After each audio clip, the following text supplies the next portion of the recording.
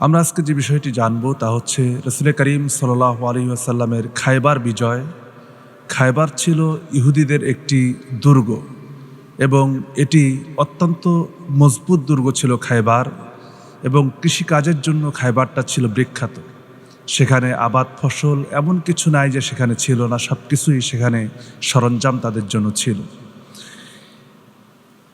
এর ভৌগোলিক অবস্থান যদি জানা যায়, খায়বার ছিল মদিনা থেকে প্রায় 150 কিলোমিটার উত্তর পূর্ব দিকে অবস্থিত, এবং এই জায়গাতেই বনু নজিরকে যখন এখান থেকে বিদায় করে দেওয়া হয়, বনু নজিরের কিছু অংশ তারা সিরিয়া চলে যায় আর বাকি অংশ তারা খায়বারে অবস্থান করে।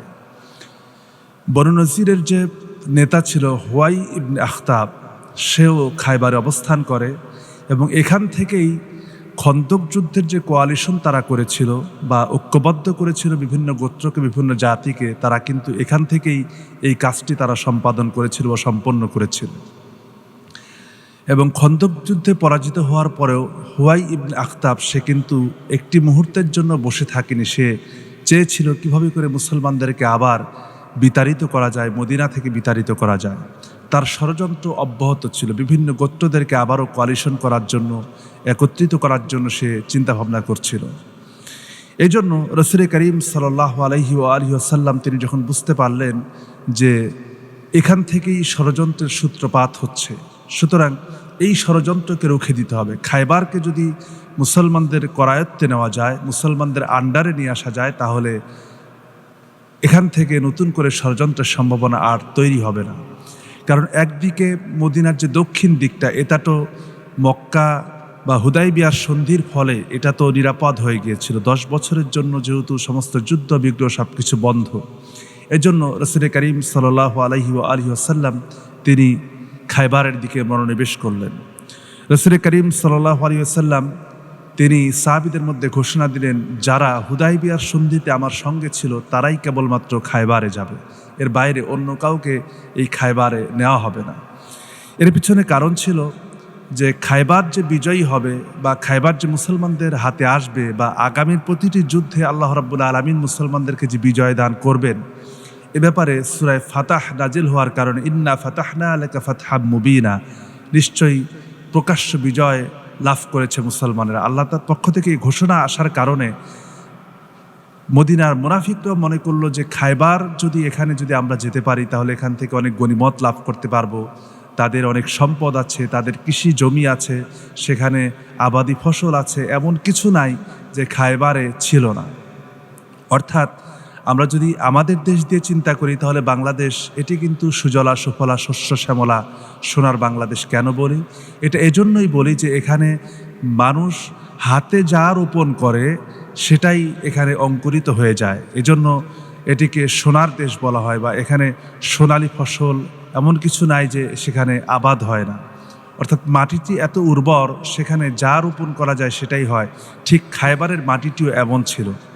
তো রাসূল করিম সাল্লাল্লাহু আলাইহি ওয়াসাল্লাম খুব সঙ্গোপনে, যেন কেউ বুঝতে না পারে, খায়বারের অধিবাসীরা যেন কোনোভাবেই বুঝতে না পারে যে মুসলিম বাহিনী তাদের উপরে আক্রমণ করার জন্য কোনো পরিকল্পনা বা কোনো চিন্তা করেছে, এটা যেন বুঝতে না পারে। এই জন্য আল্লাহর হাবিব সাল্লাল্লাহু আলাইহি ওয়াসাল্লাম তিনি সাহাবীদেরকে বললেন যে তোমাদের মধ্যে এমন কে আছে যে খুব সঙ্গোপনে মদিনার অন্য রাস্তা দিয়ে বা উল্টা পথ দিয়ে আমাদেরকে খায়বারের দিকে নিয়ে যাবে, অর্থাৎ সিরিয়ার পথ দিয়ে, যেন খায়বারের ইহুদিরা কোনোভাবেই এই সুযোগটা না পায় বা তারা যেন বুঝতে না পারে যে মুসলমানরা আমাদের দিকে আক্রমণ করার জন্য বা আমাদের এখানে অভিযান পরিচালনা করার জন্য আসছে। তো এমন সময় একজন সাহাবী দাঁড়িয়ে বললেন, ইয়া রাসূলুল্লাহ, আমি আপনাকে এমন একটি সিরিয়ার এমন একটি পথ দিয়ে নিয়ে যাব যেখানে গেলে পরে সহজে এখানকার বা খায়বারের লোকজন বা ইহুদিরা অনুমান করতে পারবে না যে মুসলমানরা তাদের উপরে আক্রমণ করার জন্য যাচ্ছে। এদিকে প্রায় 1400 ছিল হুদাইবিয়ার সন্ধির সময়, কিন্তু রাসূল করিম সাল্লাল্লাহু আলাইহি ওয়াসাল্লাম যখন খায়বারে রওনা করলেন, তখন সঙ্গে আরও 400 জন সাহাবী একত্রিত হলো। এর সংখ্যা দাঁড়ালো প্রায় 1800। কিন্তু আল্লাহর হাবিব সাল্লাল্লাহু আলাইহি ওয়াসাল্লাম ইতিপূর্বে যারা 52তম মুনাফিকের আশ্রয় নিয়েছিল বা মুনাফিকি করেছিল, এমনরাও যখন আবেদন করলো যে আমরাও যেতে চাই, আমাদেরকেও নিয়ে যান, কিন্তু আল্লাহর হাবিব তাদেরকে সেখান থেকে বাদ দিয়েছিলেন, তাদেরকে খায়বারে নিয়ে যান নাই। কারণ তাদের উদ্দেশ্যই ছিল, তারা জানতো যে এখানে বিজয় লাভ করবে এবং এখান থেকে গনিমত লাভ করাই ছিল তাদের উদ্দেশ্য। তো রাসূল করিম সাল্লাল্লাহু আলাইহি ওয়াসাল্লাম যখন তিনি খাইবারের একদম কাছাকাছি চলে গেলেন, তখন খাইবারের লোকজন তারা কৃষি কাজ করছিল, অর্থাৎ এই দুর্গের লোকজন কৃষি কাজের মধ্যে ব্যস্ত ছিল। তারা যখন পাহাড় থেকে দেখলো যে রাসূল করিম সাল্লাল্লাহু আলাইহি ওয়াসাল্লাম তার সৈন্যবাহিনী নিয়ে, সাহাবীদেরকে নিয়ে তিনি এদিকে আসতেছেন, তখন তারা চিৎকার করে উঠল এবং বলল যে আমাদের সর্বনাশ হয়ে গিয়েছে, মুসলমানরা তো আমাদের উপর আক্রমণ করে বসেছে, আমাদের তো কোনো প্রস্তুতি নাই, এখন তো আমরা সেরকম কোনো প্রস্তুতিও নিয়ে রাখি নাই। তো রাসূল করিম সাল্লাল্লাহু আলাইহি ওয়াসাল্লাম সেখানে যাওয়ার পরে দেখলেন যে তাদের অনেকগুলি দুর্গ ছিল। প্রধান দুর্গ ছিল 8টি, এবং এই 8টি দুর্গের ভিতরেই তারা অবস্থান করে এবং সমস্ত ফটকগুলি তারা বন্ধ করে দেয় যেন মুসলমানরা তাদের উপরে আক্রমণ করতে না পারে। রাসূল করিম সাল্লাল্লাহু আলাইহি ওয়াসাল্লাম একটি দুর্গের কাছে যখন তিনি একদম কাছাকাছি যখন তিনি সেখানে যাওয়ার পরে তাঁবু স্থাপন করেন মুসলমানদেরকে নিয়ে, সে সময় একজন সাহাবী এসে বলছেন, ইয়া রাসূলুল্লাহ, এই জায়গায় আপনি যে তাঁবু স্থাপন করেছেন এটা কি আল্লাহর নির্দেশে করেছেন নাকি এটি আপনার যুদ্ধ কৌশল? সেই দুর্গটি ছিল নাইম দুর্গ। এই দুর্গর একদম কাছাকাছি গেটের পাশেই যখন আল্লাহর হাবিব তাঁবু স্থাপন করলেন, সে সময় সাহাবীদের মধ্যে যেই সাহাবী বদর যুদ্ধে বদর কূপের পাশে যাওয়ার জন্য পরামর্শ দিয়েছিলেন, ঠিক সেই সাহাবী হুবাব বিন মুনজির রাদিয়াল্লাহু তাআলা আনহু এসে বললেন, ইয়া রাসূলুল্লাহ, আমরা যদি এই জায়গায় অবস্থান করি তাহলে নাইম দুর্গে যারা অবস্থান করে এই দুর্গের অধিকাংশ অধিবাসী হচ্ছে তারা যোদ্ধা, এবং এই দুর্গের ফটকের কাছে অবস্থান করা মানে এটা আমাদের জন্য নিরাপদ নয়, আমরা নিরাপত্তাহীনতায় ভুগব, কারণ তারা ভিতর থেকে আমাদেরকে তীরন্দাজ যারা আছে তারা তীর নিক্ষেপ করতে পারবে, কিন্তু আমরা তাদেরকে সরাসরি আক্রমণ করতে পারবো না। এজন্য আল্লাহর হাবিব সাল্লাল্লাহু আলাইহি ওয়াসাল্লাম সাহাবীর পরামর্শ গ্রহণ করে তিনি সেখান থেকে কৌশল অবলম্বন করার জন্য একটু দূরে কিছু এমন একটি জায়গায় তাঁবু স্থাপন করলেন যেখান থেকে 8টি দুর্গকেই টার্গেট করা যাবে। তো নবী করিম সাল্লাল্লাহু আলাইহি ওয়াসাল্লাম প্রথম দিনে আবু বকর রাদিয়াল্লাহু তাআলা আনহুকে সেনাপতি করে তাদের মধ্যে পাঠালেন এবং তাদের সঙ্গে লড়াই হলো, কিন্তু আবু বকর রাদিয়াল্লাহু তাআলা আনহু সেদিন বিজয় অর্জন করতে পারলেন না, ফিরে আসলেন। দ্বিতীয় দিনে হযরত ওমর রাদিয়াল্লাহু তাআলার হাতে পতাকা তুলে দিলেন এবং হযরত ওমর রাদিয়াল্লাহু তাআলা আনহু তিনিও সেদিন বিজয় লাভ না করে সেদিনও ফিরে আসলেন। নবী করিম সাল্লাল্লাহু আলাইহি ওয়াসাল্লাম ঘোষণা দিলেন যে আমি আগামীকাল এমন একজনের হাতে তরবারি তুলে দেব বা এমন একজন হাতে পতাকা তুলে দেব যিনি আগামীকাল এই বিজয় আমাদের জন্য নিয়ে আসবে। সাহাবায়ে কেরাম তো সারা রাত খুব প্রতীক্ষায় থাকলেন, কাকে দেবেন কাকে দেবেন। একটি গুঞ্জন তৈরি হলো, সাহাবায়ে কেরাম বলছেন যে আমরা এই চিন্তায় ঘুমাতে পারলাম না যে কাকে আল্লাহর রাসূল আগামীকালকের পতাকা দেবেন, এবং তিনি বলেছেন যে আমিও তাকে ভালোবাসি এবং সেও আমাদেরকে ভালোবাসে, এমন একজন ব্যক্তির হাতে পতাকা তুলে দেবেন। তো পরের দিন নবী করিম সাল্লাল্লাহু আলাইহি ওয়াসাল্লাম ভোরে ফজরের সালাত আদায় করে তিনি হযরত আলী রাদিয়াল্লাহু তাআলা আনহুকে তালাশ করলেন। সাহাবায়ে কেরাম বললেন, ইয়া রাসূলুল্লাহ, আলী তো তার চোখ উঠেছে, তার চোখ ওঠার কারণে সে অসুস্থ আর এখানে আসতে পারেনি। আল্লাহর হাবিব বললেন তাকে নিয়ে আসো। নবী করিম সাল্লাল্লাহু আলাইহি ওয়াসাল্লামের সামনে আলীকে নিয়ে আসা হলো। রাসূল করিম সাল্লাল্লাহু আলাইহি ওয়াসাল্লাম তার মুখ থেকে একটু লালা নিয়ে চোখে লাগিয়ে দিলেন এবং চোখ আগের চাইতেও ভালো হয়ে গেল। সুবহানাল্লাহি ওয়া বিহামদিহি। এরপরে আল্লাহর হাবিব হযরত আলীর হাতে জুলফিকার তরবারিটা উঠিয়ে দিলেন। হযরত আলী রাদিয়াল্লাহু তাআলা আনহু তিনি এতটা বীর দর্পে তিনি আগমন করলেন যে তাদের একজন নাইম দুর্গের অর্থাৎ খাইবারের সবচেয়ে বীর যোদ্ধা ছিল যে তার নাম ছিল মুরাহাব। সে এসে বলছে যে তোমাদের মধ্যে কে আছে যে আমাকে পরাজিত করতে পারে বা আমাকে আক্রমণ করতে পারে, আমার সঙ্গে লড়াই করতে পারে। সে সময় একজন সাহাবী তিনি এগিয়ে গেলেন এবং তিনি এগিয়ে যাওয়ার পরে তিনি তাকে প্রতিহত করতে পারলেন না। তিনি তাকে আক্রমণ করতে, সে এতটাই লম্বা এবং উঁচু ছিল যে তাকে আক্রমণ করতে যে তিনি নিজেই তার তরবারি আঘাত দ্বারা নিজে আহত হলেন এবং তার নিজের আহততেই তিনি শাহাদাত বরণ করেন।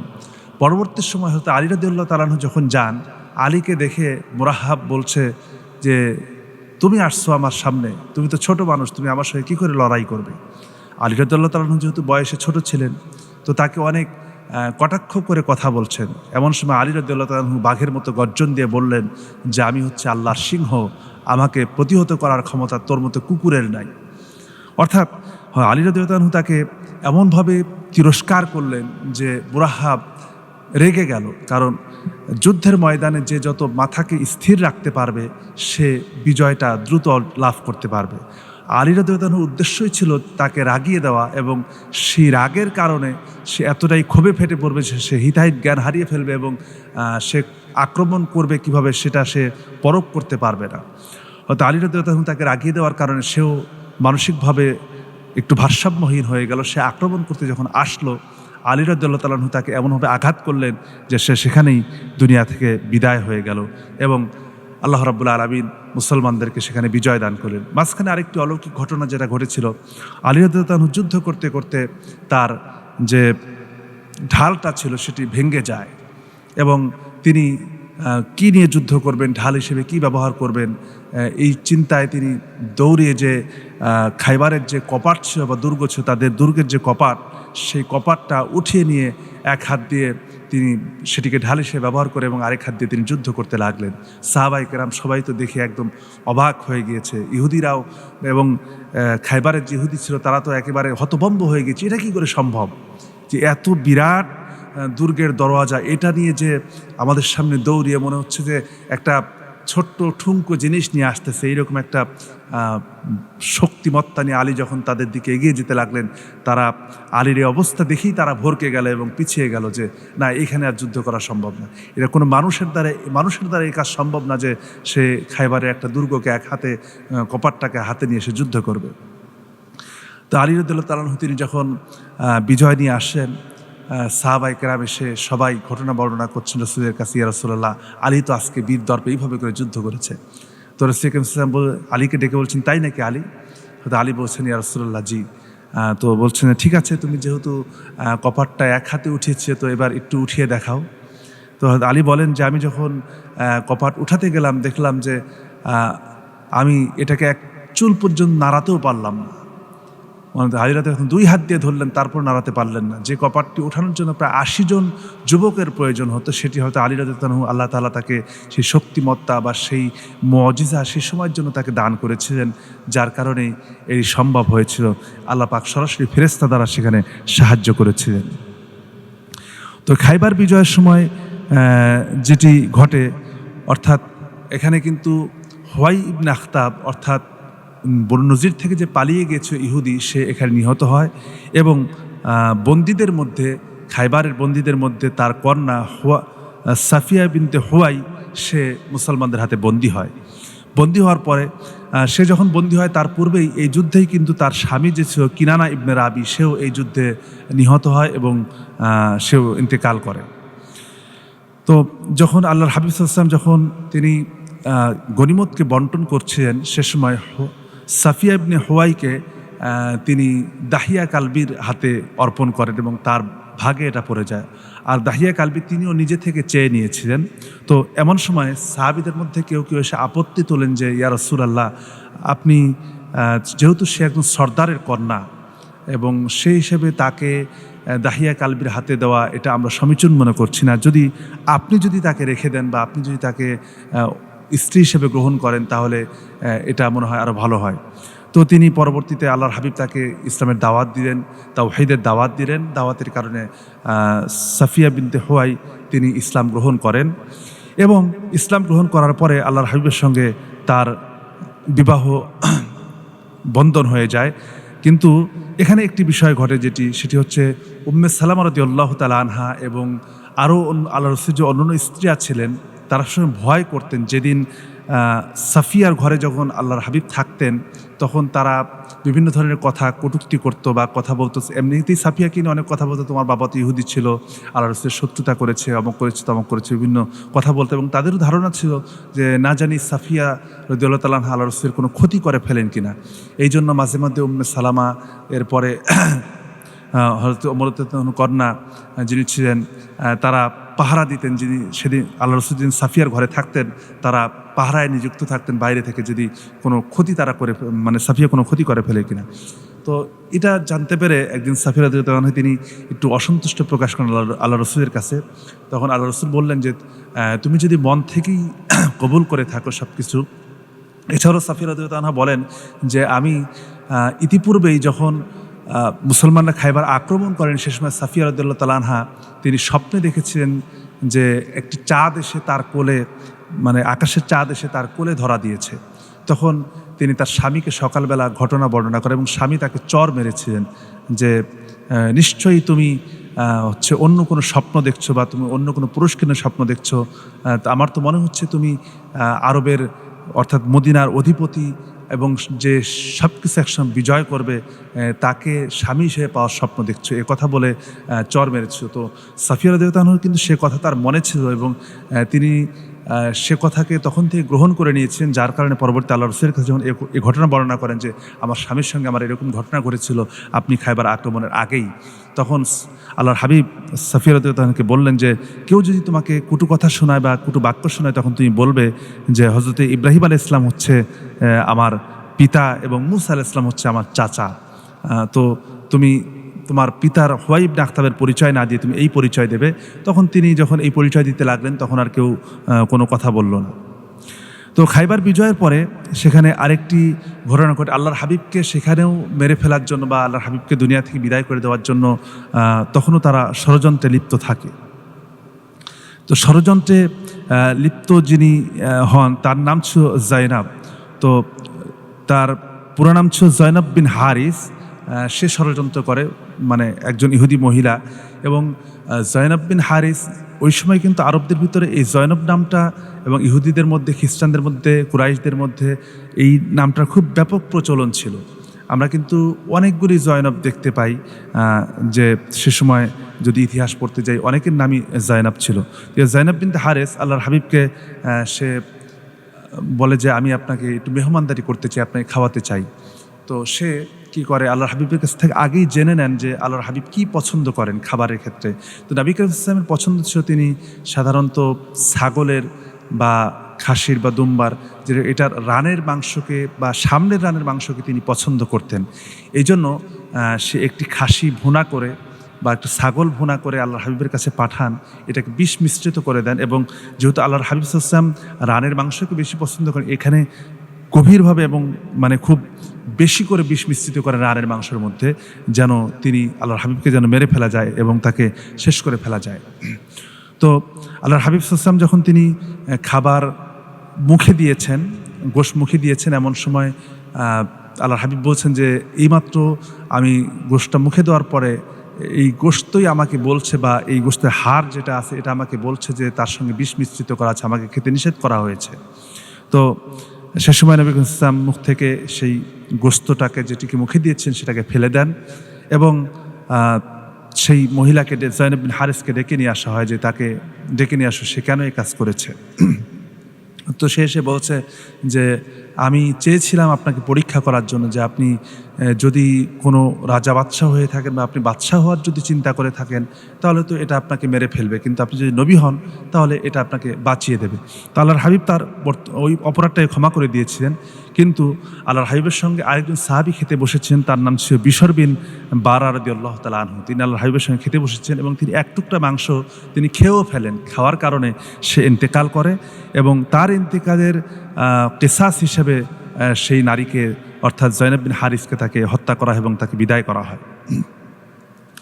তো এর মধ্যে খাইবার যখন আল্লাহর হাবিব সাল্লাল্লাহু আলাইহি ওয়াসাল্লাম যখন খাইবার থেকে ইহুদিদেরকে বিতাড়িত করবেন বা তাড়িয়ে দেবেন, কিছু ইহুদি সেখান থেকে পালিয়ে চলে যায় এবং কিছু ইহুদি সেখানে থাকে। তারা চিন্তা করলো যে আমরা যদি এখান থেকে চলে যাই তাহলে তো আমাদের সব কিছু শেষ হয়ে যাবে, এবং তারা আল্লাহর হাবিবের কাছে সন্ধি প্রস্তাব পাঠায়। সন্ধি প্রস্তাব পাঠানোর পরে আল্লাহর হাবিব সাল্লাল্লাহু আলাইহি ওয়াসাল্লাম তাদেরকে বললেন যে ঠিক আছে, তোমাদের সন্ধি প্রস্তাব গ্রহণ করা হলো, তবে খাইবারের যত ফসল উৎপাদন হবে এই ফসলের এটির দখল বা অর্থাৎ খাইবারের যে টোটাল জমি ছিল এই জমিটাকে আল্লাহর হাবিব সাল্লাল্লাহু আলাইহি ওয়াসাল্লাম দুইটা ভাগে ভাগ করেন। প্রথমে 36 ভাগে ভাগ করেন, 36 ভাগে ভাগ করে 18 ভাগ এই যে আল্লাহর হাবিবের সঙ্গে 1800 জন ছিল বা 1600 জন ছিল, এই 1400 জন ছিল পদাতিক এবং 200 জন ছিল অশ্বারোহী। অশ্বারোহীদেরকে 2 ভাগ করে দেওয়া হয়। 18 ভাগকে 1800 ভাগ করে সকল সাহাবীদের মধ্যে সমানভাবে জমিকে বন্টন করা হয় এবং বাকি যে 1800 ভাগ থাকে এইটা আল্লাহর হাবিব সাল্লাল্লাহু আলাইহি ওয়াসাল্লাম নিজের কাছে রাখেন এবং পরবর্তী বিভিন্ন মুহাজির সাহাবীদের মধ্যে প্রয়োজন প্রেক্ষিতে যখন যেটা প্রয়োজন হচ্ছে সেভাবে বন্টন করেছেন। মদিনার দুস্থ দরিদ্রদের মধ্যে যারা বাইতুল মালে সেটা অর্থকে জমা করেছেন এবং অসহায়দের দায়িত্ব নিয়েছেন, সেখান থেকে এই কাজটি করা হয়েছে। তো এই জমি ভাগ করার পরে যখন ইহুদিরা বলল যে আমাদেরকে যদি এখানে থাকতে দেন, আপনারা তো মদিনা থেকে এসে এই 150 কিলোমিটার দূরে এসে তো আপনারা এখানে চাষাবাদ করতে পারবেন না বা কোনো কিছু করতে পারবেন না। তো তারা বলল যে আমরা এখানে চাষাবাদ করে দেব, যেহেতু আমরা এই জমি সম্পর্কে জানি বা এখানে কী কী আবাদ হয় সে সম্পর্কে আমরা জানি, আমরা আপনাদেরকে সাহায্য করব, চাষাবাদ করে দেব এবং এইটার বাকি যে অর্ধেক চাষাবাদের যে ফসল আসবে এটা অর্ধেক আমরা আপনাকে দিয়ে দেব। তো এভাবে করেই তাদের সঙ্গে চুক্তি সম্পাদন হয় এবং আল্লাহ রসুল বললেন, যদি তোমরা এর ব্যতিক্রম কোনো কিছু করো বা কোনো সময় যদি মুসলমানদের বিরুদ্ধে সাধারণ কোনো সামান্য ষড়যন্ত্র লিপ্ত হও, এই চুক্তির মধ্যে এটাও থাকবে যে তোমাদেরকে খায়বার থেকে বের হয়ে যেতে হবে বা তোমাদেরকে চলে যেতে হবে। তো এই চুক্তি স্বাক্ষরিত হয়। এই চুক্তি স্বাক্ষরিত হওয়ার পরে রাসূল কারীম সাল্লাল্লাহু আলাইহি ওয়াসাল্লাম সেখান থেকে ফিরে আসেন। ফিরে আসার পথে তিনি ফাদাক নামক এলাকায়, অর্থাৎ খায়বারের একদম পাশাপাশি ছিল এই ফাদাক এলাকা। তো আল্লাহর হাবিব যে খায়বার বিজয় করেছেন এই খবর ছড়িয়ে করার সঙ্গে সঙ্গে ফাদাক এলাকার ইহুদিরা তারাও কোনো যুদ্ধ ছাড়াই আল্লাহর হাবিবের কাছে সন্ধি প্রস্তাব পাঠায়। তারা বলল যে আমরাও যেহেতু আপনি যেহেতু তাদের সঙ্গে সন্ধি চুক্তি করেছেন এবং তাদেরকে জমি চাষাবাদ করার জন্য সুযোগ দিয়েছেন, আমরাও ঠিক অনুরূপভাবে একই চুক্তিতে রাজি আছি যে আমরাও এখানে আবাদ করব, বাকি অর্ধেক আপনাকে পাঠিয়ে দেব। তবে ফাদাক এলাকার যে জমি, এখানে যেহেতু কোনো যুদ্ধ হয়নি, এটা সাহাবীদের মধ্যে আল্লাহর হাবিব বন্টন করেন নাই। এর পুরো অংশটাই আল্লাহর হাবিব সাল্লাল্লাহু আলাইহি ওয়াসাল্লাম নিজের করায়ত্তে রাখেন এবং এটা থেকে পরবর্তীতে অসহায় দুস্থ দরিদ্রদেরকে তিনি সাহায্য করেছেন, উপকার করেছেন। এবং এরপরে ওয়াদিউল কুরা, আল্লাহর হাবিব সাল্লাল্লাহু আলাইহি ওয়াসাল্লাম ফেরার পথে ওয়াদিউল কুরায় থামলেন এবং সেখানকার ইহুদিরা তারা কিন্তু আল্লাহর হাবিবের সঙ্গে সরাসরি যুদ্ধ করেছিল এবং তারা পরাজিত হলো এবং সেখান থেকেও আল্লাহর হাবিব পরাজিত হওয়ার পরে তারা সন্ধি প্রস্তাব করলো এবং আল্লাহর হাবিব তাদের সঙ্গে সন্ধি করে সেখান থেকে ফিরে আসেন। তো এইভাবে করে এই যুদ্ধগুলি সংগঠিত হয়েছে এবং আল্লাহর হাবিব সাল্লাল্লাহু আলাইহি ওয়াসাল্লাম যখন খায়বারের পুরো বিজয়টা যখন হয়ে যায়, এই খবর যখন আবিসিনিয়ায় পৌঁছে যায় যে নবী করিম সাল্লাল্লাহু আলাইহি ওয়াসাল্লাম খায়বার দুর্গ দখল করে ফেলেছেন, কারণ খায়বার দুর্গটা এতটাই প্রসিদ্ধ ছিল, এটার কিন্তু সুনাম বা এটার খ্যাতি বা এটার যে সবচেয়ে নিরাপদ এলাকা এই হিসেবে কিন্তু চতুর্দিকে প্রসিদ্ধ ছিল। এবং রাজা বাদশাদের মতো যে, বিশেষ করে আমরা যখন কোনো রাজবাড়িতে যাই তখন দেখি যে রাজবাড়ির চতুর্দিকে যেভাবে করে সুন্দর করে প্রাচীর করা থাকে খুব মজবুতভাবে এবং একটি দুর্গ ফটক থাকে, ঠিক খায়বারের দুর্গটাও কিন্তু ঠিক এরকম ছিল। তারা এভাবে করে তারা সেখানে বসবাস করত। তো সেই সময় এই সব কিছু যখন বিজয় হয়ে গেল, সেই সময় আল্লাহর হাবিব সাল্লাল্লাহু আলাইহি ওয়াসাল্লামের যে চাচাতো ভাই জাফর বিন আবু তালিব রাদিয়াল্লাহু তাআলা আনহু, যিনি অনেকগুলি সাহাবী নিয়ে তারা আবিসিনিয়া হিজরত করেছিলেন এবং সেখানেই তার অবস্থান করেছিলেন। তো জাফর বিন আবু তালিব রাদিয়াল্লাহু আনহু তিনি কিন্তু তখন আবিসিনিয়া থেকে সমুদ্র পথে তিনি খায়বারে ফিরে আসেন এবং আল্লাহর হাবিব সাল্লাল্লাহু আলাইহি ওয়াসাল্লামের সঙ্গে সাক্ষাৎ করেন। আল্লাহর হাবিবের সঙ্গে যখন তার সাক্ষাৎ হয়, সাক্ষাৎ হওয়ার সঙ্গে সঙ্গে তিনি আল্লাহর হাবিব সাল্লাল্লাহু আলাইহি ওয়াসাল্লাম যে খুব আনন্দ চিত্তে হযরত জাফর বিন আবু তালিব রাদিয়াল্লাহু আনহুকে জড়িয়ে ধরেন এবং তাকে চুমু খেতে থাকেন এবং তিনি বলতে থাকেন যে আমি জানি না আজ আমি কিসে খুশি হব, খায়বারের বিজয়ে খুশি হব নাকি জাফর বিন আবু তালিবকে পেয়ে খুশি হব। নবী করিম সাল্লাল্লাহু আলাইহি ওয়াসাল্লাম তিনি এতটা খুশি হন জাফর বিন আবু তালিবকে কাছে পেয়ে। এবং জাফর বিন আবু তালিব তার সঙ্গে যে অন্যান্য সাহাবীরা ছিল তারাও ফিরে আসেন। আল্লাহর হাবিব তাদেরকে সকলকে সাদরে গ্রহণ করেন এবং তাদেরকে খুব আলিঙ্গন করেন এবং মহাব্বত করেন এবং তাদেরকে নিয়ে তিনি মদিনায় ফিরে আসেন।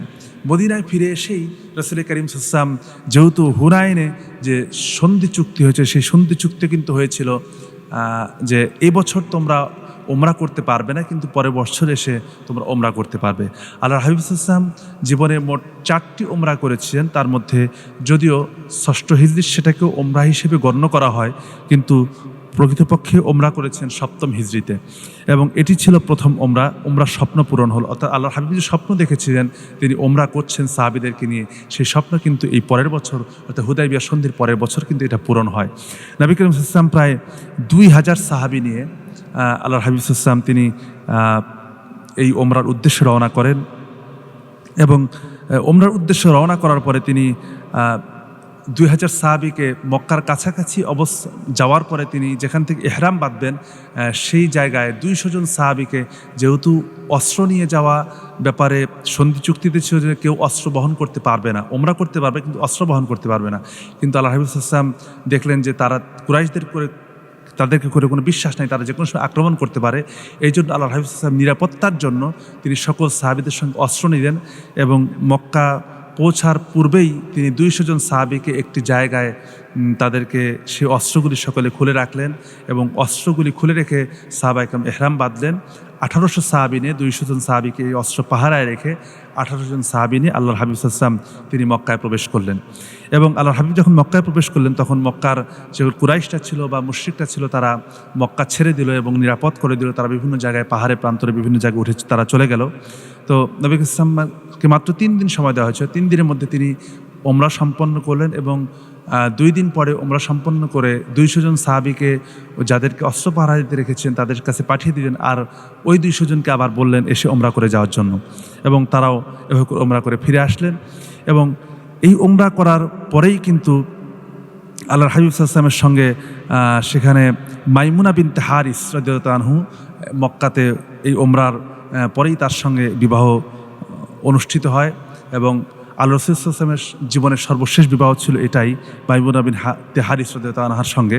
এবং এই বিবাহের ব্যাপারে আল্লাহর হাবিব চিন্তা করেছেন যে বিবাহ অনুষ্ঠানটা মক্কাতেই সম্পন্ন করার জন্য, কিন্তু কুরাইশদেরকেও দাওয়াত দেওয়া হলো যে তোমরাও অলিমায় অংশগ্রহণ করবে, এখানে আসো, আমরা একটা দিন সময় আমাদেরকে দাও। কিন্তু কুরাইশরা বললো না, সন্ধি তোমাদের সঙ্গে চুক্তি হয়েছে 3 দিনের জন্য, 3 দিনের জন্য আসছো, আর একটি মুহূর্ত সময় তোমাদেরকে দেওয়া হবে না। তখন আল্লাহ হাবিব সাল্লাল্লাহু আলাইহি ওয়াসাল্লাম বললেন যে ঠিক আছে, তাহলে আমরা এখানে আর অবস্থান করব না।